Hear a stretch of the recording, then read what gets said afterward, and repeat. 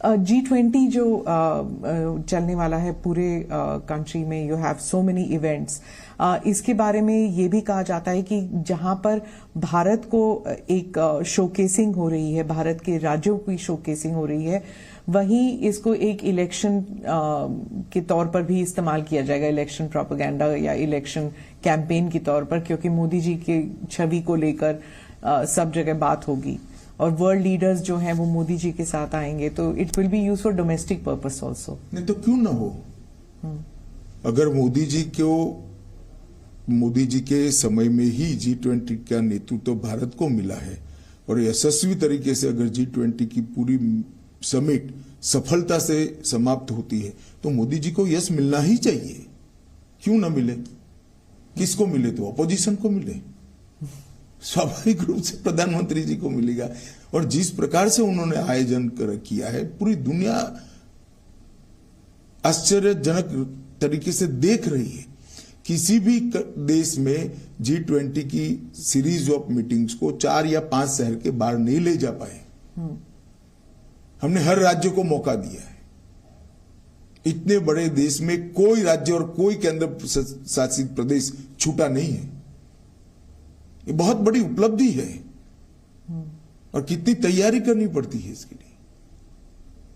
और आज समग्र भारत की विविधता का, अलग अलग हमारी संस्कृतियों का, अलग अलग खान पान, अलग अलग वेशभूषा, अलग अलग प्रकार की भाषाओं का मैसेज लेकर पूरी दुनिया वापस जाएगी।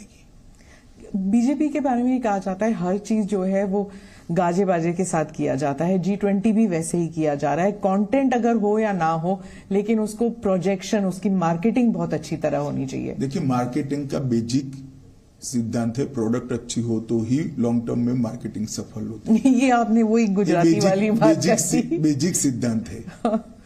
और अगर प्रोडक्ट अच्छी है तो उसको गाजे बाजे के साथ मार्केट करना ही चाहिए। तो प्रधानमंत्री जी का जो काम है वो क्यों भारतीय जनता पार्टी का कार्यकर्ता गौरव के साथ देश और दुनिया के सामने न रखे। 75 साल के अंदर भारत को इतनी तेजी से आगे बढ़ाने के लिए जो प्रयास हुए हैं, सिर्फ प्रयास नहीं, सफलता भी मिली है, उसको गौरव के सामने देश और दुनिया, गौरव के साथ देश और दुनिया के सामने रखना चाहिए। और मैं मानता हूं ये प्रधानमंत्री जी का सिर्फ गौरव नहीं हो रहा है, पूरे भारत का हो रहा है। ये भी कहा जाता है कि बीजेपी जो है वो जम्मू कश्मीर को लेकर कहा जा रहा था कि बीजेपी जो है वो इट इज राइटिंग अ री इमेजिन्ड हिस्ट्री। मतलब करंट जो है वो तो चल ही रहा है, लेकिन हिस्ट्री को भी रीराइट कर रहा है। कश्मीर को लेकर कहा जाता था और it's said about the rest of the country also कि आप जो हैं वो you are talking about a past which you want to erase a certain past, कि मुगलों को इरेज कर देते हैं, जो नेहरू जी का कंट्रीब्यूशन है उसे इरेज किया जा रहा है। 370 के रेफरेंस में कहती है, सिर्फ 370 नहीं तो नेहरू जी के कारण 370 ही आया। तो हमारा तो एजेंडा है 1950 से डाला, तब से है कि नहीं होना चाहिए था, इससे देश का नुकसान हुआ है और अब ये सिद्ध भी हो रहा है। जिस तरह से जम्मू कश्मीर के अंदर डेवलपमेंट हो रहा है, जम्मू कश्मीर में जिस तरह से आतंकवाद धीरे धीरे समाप्त हो रहा है, सारे आंकड़े आप देखिए, ढेर सारा परिवर्तन जम्मू कश्मीर में हो ही रहा है।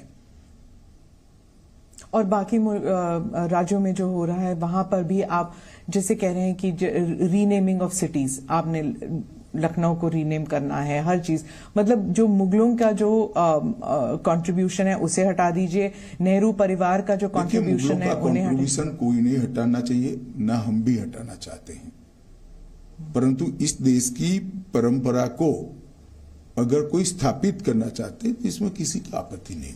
और जो रीनेमिंग ऑफ सिटीज की बात चल रही है, देखिए, एक भी शहर ऐसा नहीं है जिसका पुराना नाम न हो और बदला है।